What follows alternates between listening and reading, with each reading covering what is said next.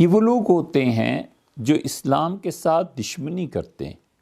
مثنوی میں مولانا روم نے بالکل آغاز میں ہی جہاں سے مثنوی شروع کیا ہے، انہوں نے 12 آدمیوں کا ذکر کیا ہے کہ 12 آدمیوں نے عیسائیت کو قبول کیا، حقیقت میں یہودی تھے، اور پھر انہوں نے عیسائیت کو کس طرح تباہ کیا، اور سیدنا مسیح علیہ السلام کے متعلق کیا غلط نظریات انہوں نے پیش کی۔ ہمارے یہاں محققین جو ہیں اہل السنہ کے بہت سے ان لوگ ہیں جنہوں نے لکھا ہے کہ عبداللہ ابن سبا ایک یہودی تھا اور اس نے یہودیت کے عقائد کو اسلام میں داخل کرنے کی کوشش کی،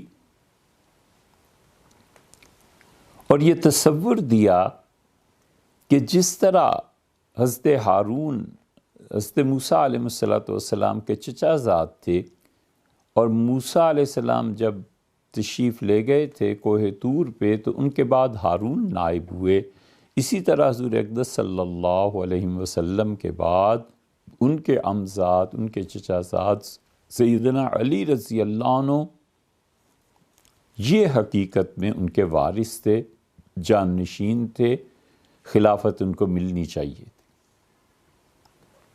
اور خلاصہ ان چیزوں کا یہ ہے کہ جس طرح یہودیت میں ایک خاندان تھا اور حکومت ہمیشہ اسی کا حق تھا، اسی طرح اسلام میں سادات کرام اہل بیت کرام رضی اللہ عنہ میں سے ہیں کہ ہمیشہ خلافت ان کا حق ہے، اور خلافت منصوص من اللہ ہے، یعنی اللہ نے انتخاب کرنا ہے، اللہ نے بتانا ہے کہ ان سارے لوگوں میں کون خلافت کا حقدار ہے اور کون خلافت کا حقدار نہیں ہے، جبکہ اس کے مقابلے میں اہل سنہ نے کہا کہ شورا یہ فیصلہ کرے گی، یہ فیصلہ اللہ تعالیٰ کی طرف سے منصوص نہیں۔ یہ تو ایک مثال ہوئی کہ جنہوں نے منافقت اختیار کی، اور یہ دوسری مثال کہ جان بوجھ کے اسلام میں تحریف کے لیے لوگوں کو داخل کیا گیا، لوگوں نے لبادہ اوڑھا اور لبادہ اوڑھ کر وہ گھس گئے، اور انہوں نے یہ اس کی پہلی بلکہ مثال ہے کہ انہوں نے یہی کیا کہ جان بوجھ کے اسلام کو نقصان پہنچایا، اور ظاہر میں وہ مسلمان تھے لیکن حقیقت میں وہ کسی اور کے لیے کام کر رہے تھے۔ یہ بات اس وقت بھی تھی، یہ بات بعد کے زمانوں میں بھی رہی ہے، یہ بات آج سمجھنا بہت آسان ہے کہ انٹرنیشنل لیول پہ کن لوگوں کو فنڈنگ ہوتی ہے کہ تم لے جاؤ فنڈز اور اسلام کے حامی بن کر اسلام کو تباہ کرو، یہ تحریکیں اٹھاؤ، یہ فتنہ پھیلاؤ، یہ فساد ہے، یہ چیزیں ہیں، یہ چیزیں ہیں۔ اور اس آخری دور میں ایک مثال اگر دیکھنی ہو، ہمارے اساتذہ جنہوں نے اپنی آنکھوں سے دیکھی یہ چیزیں اور جن کی سچائی میں کوئی شک و شبہ نہیں تھا، جو اپنے کردار اور اپنی گفتگو میں اتنے سچے تھے کہ جیسے زمین و آسمان اپنی جگہ پر قائم ہے، وہ لوگ انہوں نے دیکھا تھا کہ فتنہ کراچی میں رشین ایمبیسی نے اٹھایا، روس کے ایمبیسی میں ایک صاحب کام کرتے تھے، اور انہوں نے اس نظریے کو پیش کیا کہ سیدنا علی رضی اللہ عنہ اور ان کا خاندان یہ نہایت خراب لوگ تھے، سیدنا حسین ابن علی رضی اللہ عنہ یہ صحابی نہیں تھے، اور روس نے ایسے پمفلٹس چھپوائے تاکہ مسلمانوں میں تفرقہ پھیلے۔ برکلے یونیورسٹی میں ہم نے خود ایک پروفیسر، اور انہوں نے ہمیں دعوت دی کہ ہم برکلے میں پی ایچ ڈی کریں، اور ہم نے ان سے پوچھا کہ ہمیں کس موضوع پہ کام کرنا ہے، تو انہوں نے بتایا کہ سلسلہ نقش بندیہ میں جو انتشار پیدا ہوا اور سلسلہ نقش بندیہ میں جو لڑائیاں ہوئی ہیں اس پہ کام کرنا ہے، تاکہ ہم ایک کتاب لکھ دیں اور ایک نظریہ پیش کر دیں اور نقش بندی حضرات کی توہین اس سے ہو، اور معاذ اللہ جو دین کا کام انہوں نے کیا ہے اس کام پہ حرف آئے۔ ہر زمانے میں ایسے لوگ رہے ہیں، یہ وہ مثالیں ہیں جو براہ راست پیش آئیں یا اساتذہ کے واسطے سے پیش آئیں، ہر نظریے کو اندر سے چیزیں کھا جاتی ہیں، اور ہر نظریے کے مخالفین دوسرے نمبر پہ وہ سامنے آ جاتے ہیں، وہ کھل کے اسلام کی مخالفت کرتے ہیں۔ یہ ایک گروہ جس کے ذکر میں ہم نے آپ سے عرض کیا ہے، منافقین حضور اقدس صلی اللہ علیہ وسلم کے زمانے میں، ہمارے زمانے میں جو پے رول پہ ہوتے ہیں، اور وہ پھر روس کی مثال اور ان کی، کہ اسلام میں نئے سے نیا رخنا ڈالا جائے اور مسلمان بظاہر ہو کر اسلام کو بربادی کے لیے معاذ اللہ اس کو برباد کرنے کے لیے نئی چیزیں شامل کی جائیں۔ نظریات کو دوسری طرف سامنا ہوتا ہے ان لوگوں کا جو کھل کے ان نظریات کی تردید کرتے ہیں، وہ صاف لکھتے ہیں۔ یہ مستشرقین کا جو گروہ ہے، یہ ایسا ہی گروہ ہوتا ہے۔ مستشرقین کا مطلب یہ ہے کہ انہوں نے مغربی ہونے کے باوجود انگریز اور فرانسیسی اور مختلف خاندانوں اور مختلف ممالک سے تعلق رکھنے والے، وہ اپنے حد تک عربی فارسی پڑھ لیتے ہیں، اور جو علم انہیں حاصل ہوتا ہے اس کی بنیاد پر اسلام پر تنقید کرتے ہیں۔ یہ صاف صاف علمی طور پر جنگ ہوتی ہے۔ مثلاً پورا نظریہ دینا کہ حضور اقدس صلی اللہ علیہ وسلم مکہ مکرمہ میں نہیں پیدا ہوئے، جس مکہ کا ذکر قرآن کر رہا ہے، یہ مکہ اصل میں شام کی ایک جگہ کا نام ہے، مروہ وہاں تھا۔ یہ نظریہ دینا کہ اسماعیل علیہ السلام ایک ایسی عورت کے بیٹے تھے جو باندی تھی، اور اس کی تائید میں مختلف نظریات کو پیش کرنا۔ قرآن کریم اللہ کی کتاب نہیں ہے، بلکہ وہ حقیقت میں دو چیزیں ہیں۔ ایک فلاسفہ کا یہ نظریہ جس کو ابو علی سینا اور کسی حد تک سر سید نے بھی لکھا ہے کہ نبوت نفوس قدسیہ میں اندر کی طاقت کا نام ہے۔ اس پہ کچھ تھوڑی سی بات ہم جمعے میں کر چکے۔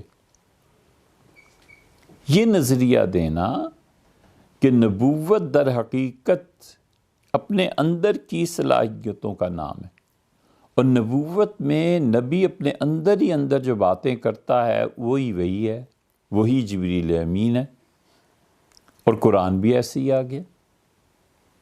یہ کھلی ہوئی دشمنی ہے۔ وہ ان نظریات کو لکھتے ہیں، چھاپتے ہیں، ان نظریات سے لوگوں کے اذہان متاثر کرتے ہیں، اور نتیجہ اس کا یہ نکلتا ہے کہ آئندہ آنے والی نسلیں جب ان چیزوں کو پڑھتی ہیں اور اس کا پھر مؤثر جواب ان کے پاس نہیں ہوتا، تو پھر کچھ تو منحرف ہو جاتے ہیں، خدا کے دین کو ہی چھوڑ دیتے ہیں، اور کچھ خاموش رہتے ہیں لیکن کے دل میں برابر یہ کانٹے چبھے رہتے ہیں۔ نتیجہ یہ کہ اللہ پر یقین، اسلام کا صحیح ہونا، وحی کا صحیح ہونا، اس کے لیے ان کے یقین میں عزم حلال پیدا ہو جاتا ہے، اور یقین کی وہ قوت اور شان باقی نہیں رہتی جو ان دغدغوں کے علاوہ ہوتی ہے۔ پھر کھلے ہوئے دشمن جو اسلامی ریاستوں پر حملہ کرتے ہیں، پھر کھلے ہوئے دشمن جو اسلام کی ان مسلمات پر عمل تو کیا کرتے، اس کے خلاف طاقت مل جانے پر اظہار کرتے ہیں۔ اس کی بڑی مثال یہ اسماعیل ہے۔ اسماعیل کو جب حکومت ملی ایران میں، تو یہ صفوی خاندان، یہ اسماعیل کا فرمان تھا۔ یہ اسماعیل اور خدا بندہ صفوی تحریک یہ پوری قابل مطالعہ تحریک ہے۔ ایران میں شیعت کہاں سے شروع ہوئی، ایرانیوں کا مذہب کس نے بدلا، پھر قزلباش، یہ قزلباشیوں نے وہ کام کیا ہے جو بڑے بڑے خاندان اور حکمرانیوں میں جو بادشاہ بنتے ہیں ان کے معاونین کام کرتے ہیں۔ صفوی خاندان اسماعیل سے جو شروع ہوا ہے، تو اسماعیل نے ایران میں اپنی ایک چھوٹا سا قبیلہ تھا، اردبیلی تھے یہ لوگ، خاندان تھا، انہوں نے قزلباشوں کو ملایا، اور قزلباش ہمیشہ تاریخ میں جان توڑ کے لڑے۔ یہ ان کے قد و کاٹ اور یہ ان کی قربانی کا جذبہ اور خون کو بہانا کوئی مسئلہ ہی نہیں تھا۔ اسی لیے ہمایوں بادشاہ جب آیا ہے تو شاہ طہماسپ نے اس کے ساتھ کئی ہزار آدمی ان قزلباشیوں کے ہی بھیجے۔ قزلباشیوں کا وجود اس سے پہلے یہاں ہندوستان میں نہیں تھا، یہ ہمایوں بادشاہ کے ساتھ آئے ہیں، اور ہمایوں کو طہماسپ نے یہ کہا کہ تم شیعت کو قبول کرو۔ اور ہمایوں بادشاہ جس کے آباء و اجداد پکے حنفی اور نقشبندی تھے، یعنی بابر بادشاہ کے جو دادا تھے، یہ کیا؟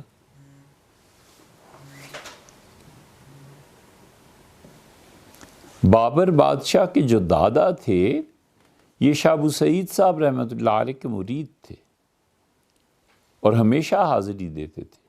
بابر بادشاہ کے والد عمر مرزا یہ نقشبندی تھے، بڑا تعلق تھا مشائخ سے ان کا۔ امیر تیمور گورگانی، اس کا مشائخ نقشبند سے ادب اور احترام کا یہ حال تھا کہ ایک مرتبہ وہ گیا گھوڑے پر سوار، اور نقشبندی سلسلے کے مشائخ رحمہم اللہ کی جہاں قبریں ہیں وہاں کوئی عورت جھاڑو پھیر رہی تھی، تو اس گرد میں کھڑا رہا۔ جو ساتھ تھے شاہ تیمور کے، انہوں نے کہا کہ گرد اڑ رہی ہے اور ہمیں اس سے ہٹ جانا چاہیے۔ اس نے کہا کوئی بعید نہیں ہے کہ ان مشائخ کی قبروں کی گرد تیمور کی قسمت بدل دے۔ یہ ان لوگوں کا حال تھا۔ جہانگیر نے لکھا ہے کہ میری پھوپھی یعنی اکبر کی بہن نے مجھے بہت لعنت ملامت کی اور کہا اچھے خاصے تم لوگ نقشبندی تھے اور بیعت کرتے تھے اور تم لوگوں نے بیعت چھوڑ دی۔ تو میں نے پھوپھی کے حکم کی تعمیل میں 2 آدمیوں کو بیعت کیا سلسلہ نقشبندیہ میں۔ یہ سب اتنے متسلب اور پکے حنفی اور نقشبندی تھے مغل۔ بابر بادشاہ بیمار ہو گیا، ہمایوں بیمار ہو گیا، تو بابر بادشاہ نے نظر مانی کہ اگر اللہ تعالیٰ مجھے صحت دے دیں تو میں حضرت خواجہ عبید اللہ احرار رحمۃ اللہ علیہ کی رباعیات ہیں، رباعی 4 مصرے، میں ان کی شرح لکھوں گا، اور بابر بادشاہ نے اس کی شرح لکھی۔ بابر نقشبندی سلسلے سے سب یہ خوب واقف تھے، سارے کے سارے۔ اسی لیے اس کے آخر پہ ہم دیکھتے ہیں کہ اورنگزیب اور شاہ جہان یہ سب مجددیوں کے رنگ میں رنگے۔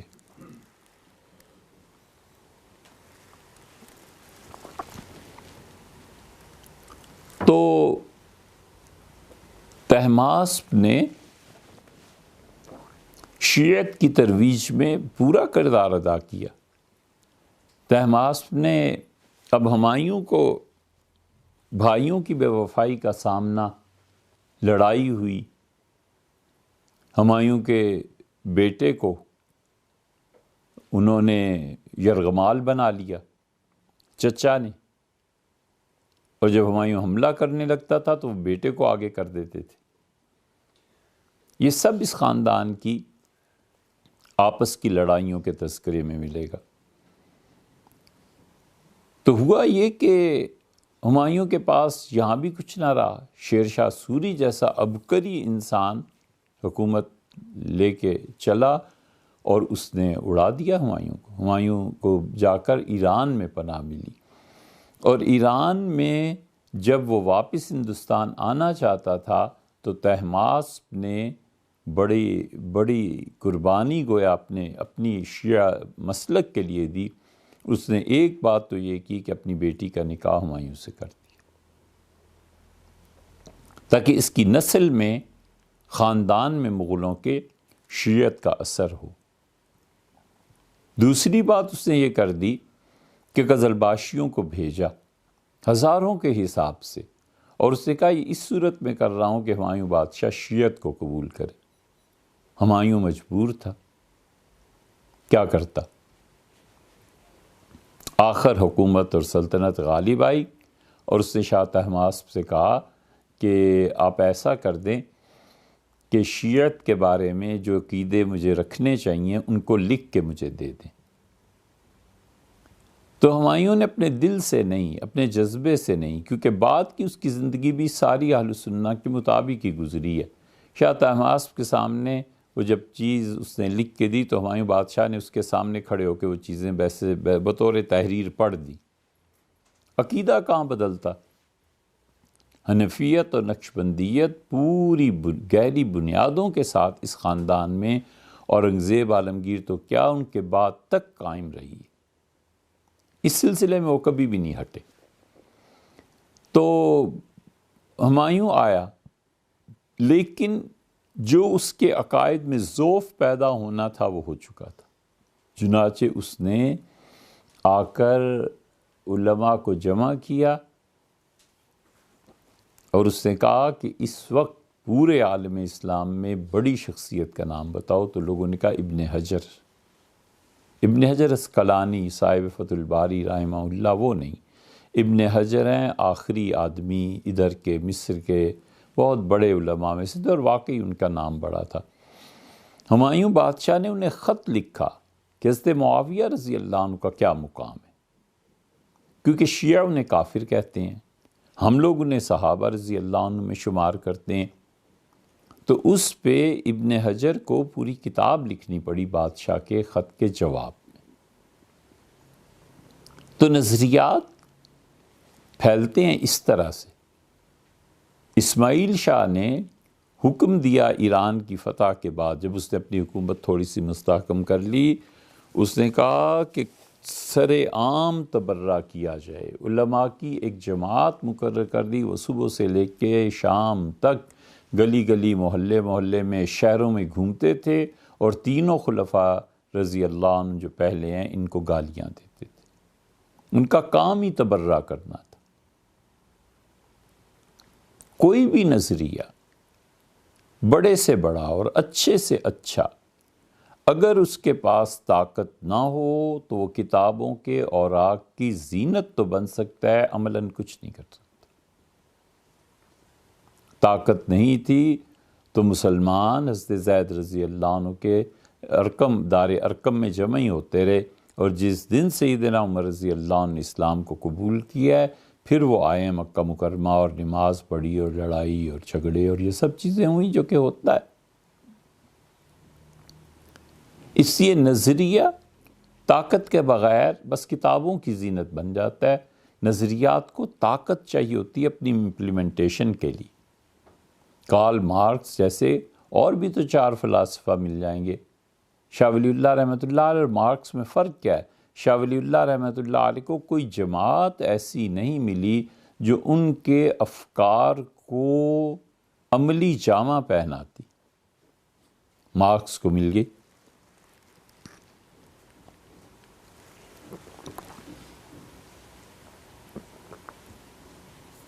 شاہ ولی اللہ رحمۃ اللہ علیہ سقراط جیسا دماغ تھا۔ وہ بعض چیزیں ایسی لکھتے ہیں کہ اگر آپ نے سقراط کو پڑھا ہو تو ایسے احساس ہوتا ہے جیسے یہ دماغ دوبارہ آ گیا۔ وہ اتنا بڑا دماغ تھا۔ اور دوسری طرف بیک وقت اللہ کی شان ہے اس شخص کو جیسی حدیث پہ قدرت حاصل تھی، علم پہ، اسی طرح وہ تاریخ کا بھی آدمی تھا۔ جس طرح اسے تاریخ اور حدیث آتی تھی اسی طرح تفسیر بھی آتی، جیسے تفسیر آتی تھی ایسے ہی فلسفہ بھی آتا، جیسے فلسفہ آتا تھا ویسے ہی وہ اپنے زمانے کے حالات کو بھی جانتے تھے۔ اسی لیے انہوں نے لکھا ہے کہ میں رہا ہوں حرمین شریفین میں، اور دنیا کے تمام علاقوں سے لوگ وہاں آتے ہیں، اور میں جانتا ہوں کہ اس وقت عالم اسلام میں کیا ہو رہا ہے۔ تو نظریات ان کے مؤید لوگ بھی ہوتے ہیں، ان کے مخالفین بھی ہوتے ہیں، مخالفین کی بھی قسمیں ہوتی ہیں، کچھ اندر سے جڑ کاٹ دیتے ہیں، کوشش کرتے ہیں، عیسیٰ اسماعیل وغیرہ، تینوں خلفاء پہ پورے ایران میں تبرہ جاری ہے اور حکومت پیسے دے رہی ہے کہ ان مولویوں کا کوئی کام نہیں ہے۔ صبح ہوئی، ناشتہ کیا، شہر کی مختلف گلیوں سے گزرے، ٹولے بن گئے، جتھے بن گئے، اور ہر کوئی صحابہ کرام رضی اللہ عنہ کو گالیاں دے رہا ہے۔ دکاندار ہیں، دفتر کے لوگ ہیں، اپنے اپنے کاموں میں مصروف ہیں اور یہ گالیاں سن رہے ہیں، اور حکم ہوا کہ کوئی آدمی اہل السنہ کے طریقے پر نماز پڑھتا ہوا پایا جائے تو اسے قتل کر دیا جائے۔ یہ تھی ایران کے انقلاب میں۔ اگر کوئی پڑھے صفوی خاندان کو کہ انہوں نے کیا کیا، تو یہ وہاں اور محمد بن عبد الوہاب کی تحریک کو پڑھے تو دونوں میں یہ مماثلت نظر آئے گی۔ حتیٰ کہ روس میں بھی اس تحریک کو بھی آپ پڑھ لیں، احیاء اسلام کی جتنی تحریکات کے لیے کوششیں کی گئی ہیں ان میں سے یہ 3-4 تو ایسی ہیں جس کی بنیاد ہی خون پر پڑی۔